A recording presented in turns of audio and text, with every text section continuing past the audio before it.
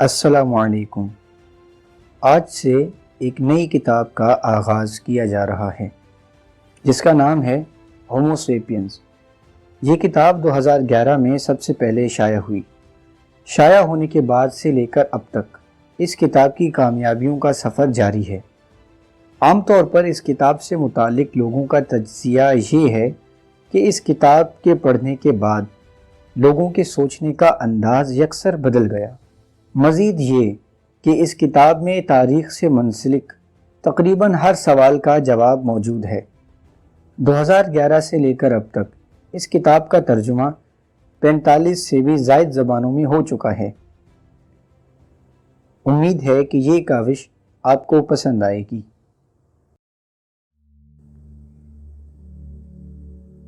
تاریخ کا شجرہ۔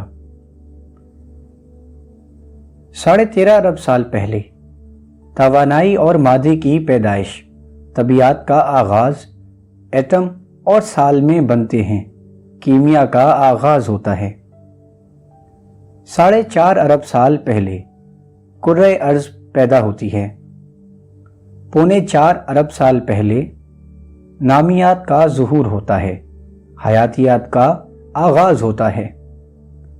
60 لاکھ سال پہلے انسانوں اور بن مانسوں کی مشترکہ پردادی کا ظہور ہوتا ہے۔ 25 لاکھ سال پہلے افریقہ میں انسانی جنس کی ارتقاء ہوتی ہے، پتھر کے اوزار ایجاد ہوتے ہیں۔ 20 لاکھ سال پہلے انسان افریقہ سے یوریشیا تک پھیل جاتا ہے، انسان کی مختلف انواع کی ارتقاء ہوتی ہے۔ 5 لاکھ سال پہلے یورپ اور مشرق وسطیٰ میں نینڈرتھل انسانوں کی ارتقاء ہوتی ہے۔ 3 لاکھ سال پہلے آگ کا روزمرہ استعمال شروع ہوتا ہے۔ 2 لاکھ سال پہلے مشرقی افریقہ میں انسانی نوع خردمند آدمی کی ارتقاء ہوتی ہے۔ 70,000 سال پہلے شعور اور آگاہی کا انقلاب برپا ہوتا ہے، افسانوی اور فرضی زبان کا ظہور ہوتا ہے، تاریخ کا آغاز ہوتا ہے، آدمی افریقہ سے نکل کر پھیلنا شروع ہوتا ہے۔ 45,000 سال پہلے آدمی آسٹریلیا پہنچ جاتا ہے، آسٹریلیا کے دیویہیکل حیوانات معدوم ہو جاتے ہیں۔ 30,000 سال پہلے نینڈرتھل انسان معدوم ہو جاتے ہیں۔ 16,000 سال پہلے آدمی امریکہ پہنچ جاتا ہے، امریکی دیویہیکل حیوانات معدوم ہو جاتے ہیں۔ 13,000 سال پہلے فلورینسی انسان بھی معدوم ہو گئے، اب نوع انسان میں صرف خردمند آدمی باقی ہے۔ 12,000 سال پہلے زرعی انقلاب برپا ہوتا ہے، نباتات اور حیوانات کو گھریلو بنایا جاتا ہے، بستیاں آباد ہوتی ہیں۔ 5,000 سال پہلے پہلی بادشاہت، رسم الخط اور زر یا پیسہ ایجاد ہوتا ہے، مشرکانہ مذاہب کا ظہور ہوتا ہے۔ 4,200 سال پہلے پہلی سلطنت سارگون کی اکادی سلطنت کی داغ بیل ڈالی جاتی ہے، سکے کی ایجاد ہوتی ہے۔ 2500 سال پہلے فارسی سلطنت کی داغ بیل ڈالی جاتی ہے۔ انسانوں کے فلاح اور مفاد کے نظریے پر مبنی آفاقی سیاسی نظام ہندوستان میں بدھ مت کا ظہور ہوتا ہے، جس میں آفاقی سچائی انسانوں کو دکھ کرب سے نجات پر مبنی ہے۔ 2000 سال پہلے چین میں ہون سلطنت، بحیرہ روم کے مضافات میں رومی سلطنت، عیسائیت کا ظہور۔ 1400 سال پہلے اسلام کا ظہور۔ 500 سال پہلے سائنسی انقلاب کا آغاز، انسان اپنے بے علمی اور جہالت کو تسلیم کرتا ہے اور بے نظیر طاقت حاصل کرتا ہے۔ یورپیوں نے امریکہ اور سمندروں کو فتح کرنا شروع کر دیا۔ کرۂ ارض کی تاریخ یکجا ہوتی ہے، سرمایہ داری کی اٹھان ہوتی ہے۔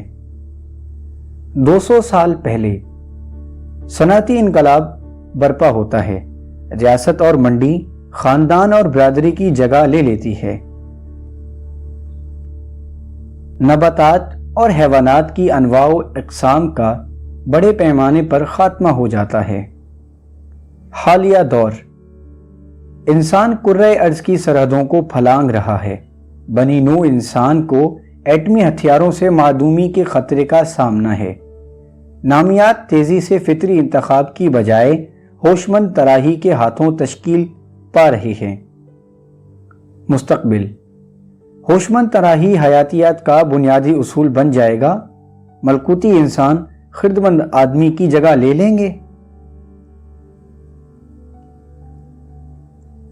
हिस्सा अव्वल, शऊर और आगाही का इनकलाब। एक हकीर जानवर। 13.5 अरब साल पहले का वाक़या है। मादा, तवानाई, वक्त और खला वजूद में आए। हम इस वाक़े को बिग बैंग और कायनात की इन्हीं बुनियादी अज्जा की कहानी को फिज़िक्स या तबीयत कहते हैं। कायनात की पैदाइश के 3 लाख साल बाद तवानाई और मादा यकजा हुए तो एटम नामी ज़र्रात पैदा हुए। ये एटमी ज़र्रे आपस में मिले तो सालमा या मॉलिक्यूल नामी शय वजूद में आई। एटमी ज़र्रात और सालमों की इस मेल कहानी को केमिस्ट्री या कीमिया कहते हैं। 4.25 अरब साल पहले कुर्रे अर्ज़ नामी सैयारे पर एटमी सालमों में कुछ ऐसा कीमियाई मिलाप हुआ कि इंतहाई पेचीदा बाफ्तों की साख्त वजूद में आई। ये साख्त दरअसल नामियाती अजसाम थे। उनकी कहानी को बायोलॉजी या हयातियात कहा जाता है। 70,000 साल पहले लाखों नामियाती अजसाम की सैकड़ों अक़साम में से एक यानी इंसान ने बाकी के इंसानों के साथ मिलकर यकता बनावट ईजाद की।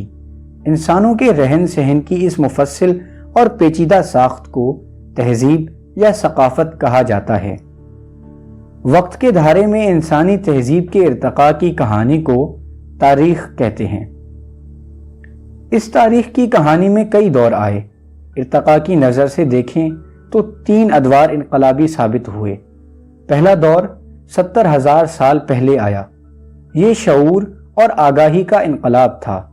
आम तौर पर तारीख़ी इंसान की इब्तदा यहीं से होती है। बाद उसके 12,000 साल पहले दूसरा दौर आया जिसे ज़रई इनकलाब कहा जाता है। तीसरा दौर साइंसी इनकलाब के साथ शुरू हुआ जो सिर्फ 500 साल पहले का किस्सा है। आज यूं लगता है कि साइंसी इनकलाब के नतीजे में इंसानी तारीख का खात्मा हो जाएगा और बिल्कुल मुख्तलिफ सूरत हाल पैदा हो जाएगी। ये किताब उन्हीं 3 इंतहाई अहम इनकलाबी अदवार का अहाता करती है। ये किताब इन 3 अदवार के इंसानी तारीख और दूसरे हैवानी व नबाताती नामियात पर बेपनाह असरात का जायज़ा लेती है। हम जिस दौर को इंसानी तारीख कहते हैं इसके मुतालिक हकीकत तो ये है कि इससे कब्ल भी इंसान वजूद रखता ही था। तारीख़ इंसानी इंसान की पैदाइश से शुरू नहीं की जाती। जैसे दुनिया के बाकी हैवानात हैं उनकी तरह इंसान भी 25 लाख साल पहले ही पैदा हो चुका था। लेकिन इंसान लातादाद नस्लों तक दूसरे जानवरों से मुमताज़ नहीं हो पाया। वो द्विवेहिकल जानवरों की बस्ती में बस एक अदना और हकीर जानवर ही रहा। ये तो 20 लाख साल पहले का वाक़या है कि इंसान में इंसानी खसलतें ज़ाहिर होना शुरू हुईं। ये वो मौका था कि पहली बार इंसानी माँओं ने बच्चों को बेचैनी में लपक कर खुद से चमटा लाड प्यार करना शुरू किया। बच्चे बेफिक्री से कीचड़ में खेलते नजर आए। पहली बार खुद सर नौजवान अपने इर्द गिर्द से नाला और बड़े बूढ़े नाग भवें चढ़ाते नजर आने लगे। खूबरू कड़ियल जवान हसीनाओं के दिल जीतने की कोशिश करने लगे और इसी दौर में ऐसी औरतें भी थीं जो काफ़ी पहले ही नैन मटका कर चलती थीं। कहने का मकसद ये है कि कदीम इंसान मोहब्बत करना जानते थे। वो खेल भी खेलते थे, वो गहरी दोस्तियां बनाते थे और वो भी ताकत, रुतबे اور شہرت کے بھوکے ہوا کرتے تھے۔ تاہم انسان و محبت، کھیل تماشا اور طاقت و رتبہ وغیرہ یہ صرف انسانی فطرت نہیں ہے۔ دوسرے کئی جانور جیسے بن ماس، لنگور اور ہاتھی بھی ایسا ہی کرتے ہیں۔ یہ انسان کے متعلق خاص اور نہ ہی کوئی بہت بڑی بات ہے۔ اس زمانے میں کسی بھی ذی روح بلکہ خود انسان کے وہم و گمان میں بھی نہ تھا کہ ایک دن اس کی اولاد چاند پر چہل قدمی کرے گی۔ انسان ایٹمی ذرات کو پھاڑ دیں گے، اس کی نسل جینیات کی گتھیاں سلجھائے گی اور تاریخ کی کتابیں لکھا کرے گی۔ اس دور کے انسان سے متعلق صرف یہ جان لینا کافی ہے کہ وہ اپنے ارد گرد ماحول کے لیے اتنا ہی اہم تھا جتنا خشکی پر کوئی گوریلا، ایک ٹمٹماتا جگنو یا کسی وسیع سمندر میں ایک جیلی فش ہو سکتی ہے۔ یہ جو حیاتیات دان ہوتے ہیں وہ ساری نامیات یعنی جانداروں کو طبقات، انواع یا اجناس میں تقسیم کرتے ہیں۔ ان کا کلیہ یہ ہے کہ وہ جانور جو ایک دوسرے کے ساتھ جنسی ملاپ کر کے تولید کے قابل بارآور اور زرخیز بچے پیدا کر سکتے ہیں وہ ایک ہی نوع سے تعلق رکھتے ہیں۔ لیکن گدھوں اور گھوڑوں کے آبا بھی تو ایک ہی تھے، اسی لیے ان کی حیت میں خاصی مماثلت پائی جاتی ہے۔ مگر گھوڑے اور گدھے ایک دوسرے کے ساتھ جنسی ملاپ میں کوئی خاص دلچسپی ظاہر نہیں کرتے۔ وہ صرف اور صرف تبھی ملاپ کرتے ہیں جب انہیں اس عمل پر مجبور کیا جاتا ہے۔ اگر جنسی ملاپ کر بھی لیں تو ان کی اولاد، جنہیں ٹٹو اور خچر کہا جاتا ہے، بانجھ ہی پیدا ہوتے ہیں۔ ان کے ساتھ معاملہ یہ ہوا کہ گدھے کے ڈی این اے یا جینیاتی مادے میں پیدا ہونے والے تغیر کا نتیجہ ہے کہ وہ گھوڑے کی جینیاتی مادے یا ڈی این اے پر حاوی نہیں ہو سکتا، اور یہ حقیقت گدھے اور گھوڑے دونوں پر صادق ہے۔ اسی لیے جانوروں کی اقسام کو مختلف انواع ہی نہیں بلکہ اجناس میں بھی تقسیم کیا جاتا ہے، کیونکہ ہر جانور اپنے تئیں ارتقاء کے مختلف راستوں پر چلتا آیا ہے۔ اب آگے چلیں تو یہاں ایک دوسری مثال بھی تو ہے۔ ایک بل ڈاگ یعنی جبڑے چور کتا اور ہسپانوی نسل کا ریشمی بالوں کا حامل کتا دیکھنے میں ایک دوسرے سے بہت ہی مختلف ہوتے ہیں، لیکن پتہ ہے کیا؟ یہ دونوں ایک ہی نسل سے تعلق رکھتے ہیں۔ ان دونوں کا جینیاتی مادہ یا ڈی این اے ایک ہی طرح کا ہے۔ کتوں کی یہ دو انواع بخوشی ایک دوسرے کے ساتھ جنسی ملاپ بھی کرتے ہیں، اور ان کے کٹومڑے بھی زرخیز بڑے ہو کر باقی کتوں کے ساتھ ملاپ کرتے اور بچے پیدا کرتے رہتے ہیں، یعنی ان کی تو جنس بھی ایک ہی ہے۔ جانوروں کی وہ اجناس جن کے آبا ایک ہی تھے انہیں ایک ہی نوع یا طبقے میں شمار کیا جاتا ہے۔ شیر، چیتے، تیندوے، جگور وغیرہ اگرچہ مختلف اجناس سے ہیں لیکن یہ سارے ایک ہی نوع سے تعلق رکھتے ہیں۔ حیاتیات کے ماہرین ہر جنس کو نام دیتے ہیں تو اس کے دو حصے ہوتے ہیں۔ مثال کے طور پر شیر کو پینتھرا لیو کہا جاتا ہے۔ اس نام میں لیو جنس اور پینتھرا نوع ہے۔ غالباً یہ کتاب پڑھنے والا ہر شخص اصل میں ہومو سیپین ہے۔ سیپین جنس اور ہومو نوع ہے۔ سیپین کا مطلب خردمند اور ہومو کا مطلب آدمی ہے، یعنی ہم انسان یا آدمیوں کی جنس میں خردمند آدمی نامی نوع ہیں۔ ہم بنی نوع انسان یعنی خردمند آدمی ہیں۔ مختلف انواع جمع ہو کر ایک خاندان تشکیل دیتے ہیں۔ مثال کے طور پر بلیوں کی سبھی انواع مل کر اپنا خاندان بناتی ہیں، جس میں شیر، چیتے، پالتو بلیاں وغیرہ سبھی شامل ہیں۔ کتوں کے خاندان میں بھیڑیے، لومڑ، گیدڑ اور پالتو کتوں کی انواع شامل ہیں۔ ہاتھیوں کا اپنا خاندان ہے جس میں خود ہاتھی اور ہاتھیوں کے معدوم آبا مومندے، فیل اور میمت ہاتھی شامل ہیں۔ ایک خاندان میں شامل تمام انواع اور اجناس اپنا حسب و نسب اپنے جد امجد کے ساتھ چاہے وہ شاہ مادر ہو یا شاہ پدر تلاش کر کے جوڑ سکتے ہیں۔ مثال کے طور پر یہ جو بلیاں ہوتی ہیں، ایک پالتو بلی کے معصوم بچے سے لے کر غضبناک شیر، سبھی بلیوں کے آبا ایک ہی تھے جو 25 لاکھ سال پہلے اس دھرتی کی خشکی پر دندنایا کرتے تھے۔ جیسے باقی ویسے ہی خردمند آدمی بھی ایک خاندان سے تعلق رکھتا ہے۔ اب کہنے کو تو یہ ایک فرسودہ اور معمولی سی حیاتیاتی حقیقت ہے، لیکن حیاتیات سے نکل کر جب ہم انسانی تاریخ میں پہنچتے ہیں تو یہ تاریخ کا سب سے چھپا کر رکھا گیا راز بن جاتا ہے۔ وہ اس لیے کہ انسان نے ہمیشہ ہی خود کو دوسرے جانوروں سے الگ سمجھنے کو ترجیح دی ہے، ایسے جیسے باقی مادی اور یہ غیر مادی ہو، گویا اس کے بھائی بہن کوئی ہمزاد نہیں تھے۔ سب سے اہم، تاریخ بھر میں ایسا مانا گیا ہے جیسے انسان کے آباء و اجداد کوئی نہیں ہیں، ایک تو یتیم ہوتا ہے، لیکن انسان تو گویا ایسا یتیم مشہور کیا گیا ہے جس کے والدین سرے سے کبھی رہے ہی نہیں ہیں۔ آپ اس حقیقت سے بھلے منہ موڑ لیں، آپ کو یہ سچ راس آئے یا نہیں، لیکن حقیقت یہ ہے کہ ہم سب انسان ایک بہت ہی بڑے اور نہایت ہنگامہ خیز شور و غل مچانے والے بے دم افریقی بن ماس کے بڑے بوزنوں کے خاندان سے تعلق رکھتے ہیں۔ ہمارے اس خاندان میں سب سے قریبی رشتہ دار افریقی بندر، گوریلے اور نسناس وغیرہ آج بھی دنیا میں پائے جاتے ہیں۔ ان میں افریقی بندر تو ہمارے سب سے قریبی ہیں، وہ یوں کہ آج سے صرف 60 لاکھ سال پہلے ایک منفرد بوزنی کے یہاں 2 بیٹیاں پیدا ہوئیں۔ ان میں سے ایک تمام بندروں کی اماں تھی اور دوسری کے یہاں پیدا ہونے والی بیٹی کی اولاد سارے انسان ہیں۔ کوٹھڑی میں ڈھانچہ، یہ تو صرف ایک راز ہے۔ انسانوں نے تاریخ کی بند کوٹھڑی میں اس سے بھی بڑا اور ایک نہایت بھیانکر راز بھی چھپا رکھا ہے۔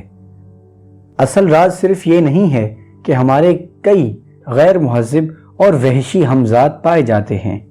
ایک وقت ایسا بھی تھا جب ہمارے کئی سگے بہن بھائی بھی ہوا کرتے تھے۔ آج آدمی یہ سوچ کر خوش رہتا ہے کہ غالباً صرف وہ اور صرف وہی انسان ہے۔ اس سوچ کی ایک معقول وجہ بھی ہے، کیونکہ پچھلے 10,000 سال سے اس کرۂ ارض پر ہماری نو یعنی خردمند آدمی انسانوں کی باقی رہ جانے والی واحد نو ہے۔ یہ معاملہ پیچیدہ ہے تو دھیان ضروری ہے۔ تو سنیے، یہ جو لفظ ہے بشر یا انسان، اس کا اصل مطلب کیا ہے؟ اس کا لفظ بلفظ مطلب ہے ایک ایسی مخلوق یا جانور جو ہومو نامی جنس سے تعلق رکھتی ہے۔ اس جنس میں آج کے جدید انسان کے علاوہ بھی کئی دوسری انواع کے انسان پائے جاتے تھے۔ اس کتاب کے آخری باب میں ہم دیکھیں گے کہ جلد یا بدیر مستقبل میں ایسا ممکن ہے کہ اس دنیا میں ہم جس نوع انسانی سے تعلق رکھتے ہیں غالباً وہ بھی باقی نہ پچ پائے گی۔ انسان یعنی ہم خردمند آدمیوں کا مخصوص نام بھی باقی نہ رہے، بلکہ نوع انسانی کی بالکل ایک نئی جنس سامنے آ سکتی ہے۔ اسی نقطے کی وضاحت کے لیے اس کتاب میں جب آدمی کا لفظ استعمال میں آئے تو اس سے مراد ہومو سیپینز یا ہم جدید انسان ہیں، جبکہ انسان کا عمومی لفظ نوع انسانی کی تمام اجناس اور نسلوں بشمول خردمند آدمی کے لیے مختص کیا گیا ہے۔ تو انسان نے آج سے 25 لاکھ سال پہلے مشرقی افریقہ میں افریقی بندر کی نو جنوبی بندر سے بتدریج ارتقاء حاصل کی۔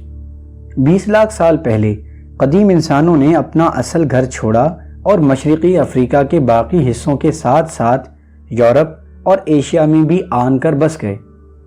اب شمالی یورپ کے برفیلے اور سرد جنگلوں میں بقا کے لیے ایک طرح، جبکہ انڈونیشیا کے گرم اور مرطوب جنگلوں میں دوسری طرح کی خاصیتوں کی ضرورت تھی۔ چنانچہ یہاں سے انسان ارتقاء کے مختلف راستوں پر گامزن ہو گئے۔ اس کا نتیجہ یہ نکلا کہ انسانوں کی کئی انواع وجود میں آ گئیں۔ سائنسدانوں نے ان میں سے ہر نوع کی شناخت کے لیے مختلف لاطینی نام دے دیا ہے۔ یورپ اور مغربی ایشیا میں بسر کرنے والے انسانوں کو نینڈرتھل انسان کہا جاتا ہے۔ اس کا مطلب نینڈرتھل کی وادی میں بسر کرنے والا انسان ہے۔ نینڈرتھل انسان ہم یعنی خردمند آدمیوں سے زیادہ بھاری بھرکم اور مضبوط ہوا کرتے تھے، جو یورپ کی یک بستہ سردی سے نپٹنے کی خوب صلاحیت رکھتے تھے۔ ایشیا کے مشرقی حصوں میں ہومو ایریکٹس یا کھڑا آدمی آباد تھا۔ کھڑا آدمی قریباً 20 لاکھ سال تک باقی رہا، جس کی وجہ سے اسے انسانوں کی سب سے پائیدار نوع یا قسم قرار دیا جاتا ہے۔ کھڑے آدمی کا یہ ریکارڈ شاید ہم خردمند آدمی یعنی جدید انسان بھی توڑنے میں ناکام ہی رہیں گے۔ آج تو یہ حالات ہیں کہ ہم اگلے 1000 سال تک بھی اپنی بقا کی گارنٹی نہیں دے سکتے۔ 20 لاکھ سال تک باقی رہنا تو بہت ہی دور کی بات ہے۔ انڈونیشیا میں جاوا کے جزیرے پر ہومو سولونیسس یا سولو انسان کی بسر تھی۔ اس سے مراد سولو کی وادی میں بسنے والا انسان ہے۔ انسان کی یہ نسل خط جدی اور سرطان کے بیچ خط استوائی گرم مرطوب موسم میں بسر کرنے کی اہل تھی۔ انڈونیشیا کے ہی ایک دوسرے جزیرے جسے فلورس کہا جاتا ہے، وہاں قدیم آدمیوں کی ایک قسم بونے پن کے عمل سے گزری۔ فلورس کے جزیرے پر انسان کی پہنچ اس وقت ہوئی جب یہاں سمندر کی سطح انتہائی کم ہو گئی تھی۔ اس دور میں فلورس جزیرے پر پہنچنا خاصا آسان ہو گیا تھا، لیکن جب سمندر کی سطح دوبارہ بڑھی تو انسانوں کی ایک کثیر تعداد اس جزیرے پر ہی مقید ہو کر رہ گئی۔ اب یہاں وسائل کی کمی تھی۔ بھاری بھرکم انسان جنہیں خوراک کی زیادہ ضرورت تھی سب سے پہلے مرے۔ چھوٹے قد اور جسم والے بقا کے معاملے میں بہتر رہے۔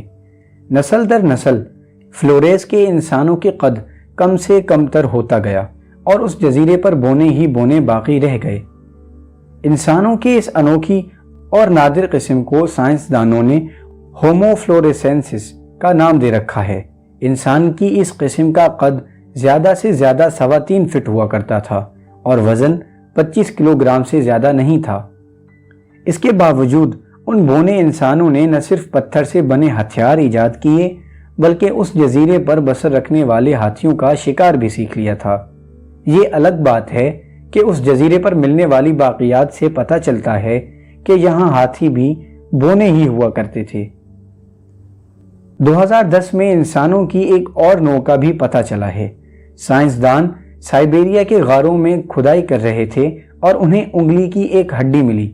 اس ہڈی کی جینیاتی جائزے سے پتہ چلا کہ یہ انگلی انسان کی اس نسل سے تعلق رکھتی ہے جس کا اس سے قبل ہمیں علم نہیں تھا۔ سائنسدانوں نے انسان کی اس قسم کو ہومو ڈینیسووا کا نام دیا ہے۔ اس سے مراد ڈینیسووا کا وہ غار ہے جہاں سے یہ ہڈی دریافت ہوئی تھی۔ کون جانتا ہے کہ ہمارے ان کے علاوہ اور کتنے انسانی رشتہ دار ہوا کرتے تھے، کون کون سی انواع، اجناس اور نسلیں ہوا کرتی تھیں۔ ہمیں ابھی تک پتہ ہی نہ ہوگا، لیکن کسی غار، دور دراز جزیرے یا کسی دوسرے دیار میں ان کی باقیات دریافت ہونے کے لیے ابھی بھی مدفن پڑی ہوں گی۔ جیسے یورپ اور ایشیا میں انسانوں کی مندرجہ بالا انواع ارتقاء کے عمل سے گزر رہی تھیں، بالکل ویسے ہی انسان کے آبائی مشرقی افریقہ میں بھی یہ ارتقاء کا عمل ویسے کا ویسے ہی جاری رہا۔ یہاں انسان کی کئی مزید انواع نے جنم لیا۔ ان میں ہومو روڈوفلینسس یا جھیل روڈولف کے باسی انسان، ہومو ارگاسٹر یا کامدار انسان، اور خود ہماری یعنی جدید انسان کی نوع ہومو سیپینز یا خردمند آدمی بہت ہی مشہور ہیں۔ انسانوں کی ان اقسام میں بعض تو بھاری بھرکم، کچھ مناسب اور باقی بونے ہوا کرتے تھے۔ ان میں خونخوار اور غضبناک شکاری بھی پائے جاتے تھے اور کچھ تو بیچارے مریل اور جڑی بوٹیاں جمع کر کے گزارا کرتے تھے۔ ان میں سے کچھ ایک ہی جزیرے پر بسر رکھتے رہے، جبکہ بڑی تعداد ایک سے دوسرے اور پھر تیسرے بر اعظم میں ہجرت کرتے رہے۔ یہ سب انسان تھے، یہ سارے ہی بشر تھے۔ انسانوں میں ہم آدمی، بلکہ کہیے جیسا کہ ہمارا پورا نام ہے، خردمند آدمی ضرور ہیں، لیکن انسانوں میں انسان صرف ہم ہی نہیں ہیں۔ ہمیں ایک عام مغالطہ یہ بھی ہے کہ شاید نوع انسانی کا سلسلہ نسب ایک سیدھی لکیر کی مانند ہے۔ سیدھی لکیر سے مراد یہ کہ گویا کامدار انسان سے کھڑا آدمی پیدا ہوا، کھڑے آدمی نے نینڈرتھل کو جنم دیا ہو اور نینڈرتھل ارتقاء کے عمل سے گزر کر ہم یعنی خردمند آدمی بن گئے ہوں۔ ایسا کچھ نہیں ہے۔ اس سیدھی لکیر جیسے سلسلہ نسب سے تو یوں لگتا ہے کہ جیسے ایک وقت میں اس دنیا میں نوع انسانی کی صرف ایک ہی جنس، ایک ہی نسل بسر رکھتی تھی اور پچھلی ساری انواع کے ارتقاء کا نتیجہ آج کا جدید انسان یا ہم خردمند آدمی کی شکل میں موجود ہیں۔ ایسا کچھ نہیں ہے۔ حقیقت تو یہ ہے کہ پچھلے 20 لاکھ سال سے لے کر 10,000 سال پہلے تک یہ دنیا ایک ہی وقت میں کئی انواع اور کئی دوسرے طرح کے انسانوں کا گھر ہوا کرتی تھی۔ ایسا ہو رہنا کوئی اچنبھے کی بات بھی نہیں ہے۔ آج ہم اپنے ارد گرد دیکھتے ہیں کہ مثلاً لومڑوں کی کئی انواع و اقسام پائی جاتی ہیں، ریچھ طرح طرح کے ہیں، اور بندر کی تو بہت ساری اقسام ہیں۔ آج سے 10,000 سال پہلے کی دنیا میں کم از کم 6 مختلف طرح کے انسان پائے جاتے تھے۔ یہ تو آج ہمارا اختصاص اور امتیاز ہے کہ ہم انسانوں کی کسی دوسری قسم کے بارے سنتے ہیں تو عجیب محسوس کرتے ہیں۔ ہم سمجھتے ہیں کہ شاید ہم اس دنیا میں بطور آدمی انسان کی یکتا شکل ہیں۔ ایسا بھول رکھنا ہماری غلط فہمی اور اس کی تردید کرنے والے کو باقاعدہ مجرم سمجھا جاتا ہے۔ ہم آگے چل کر یہ بھی دیکھیں گے کہ ایسا کیوں ہے۔ ہم آدمیوں کے پاس اس غلط فہمی کو پالنے، اس حقیقت کو آشکار کرنے والوں کو باقاعدہ مجرم سمجھنے اور یکتائی کا ڈھنڈورا پیٹنے کی خاصی معقول وجہ ہے۔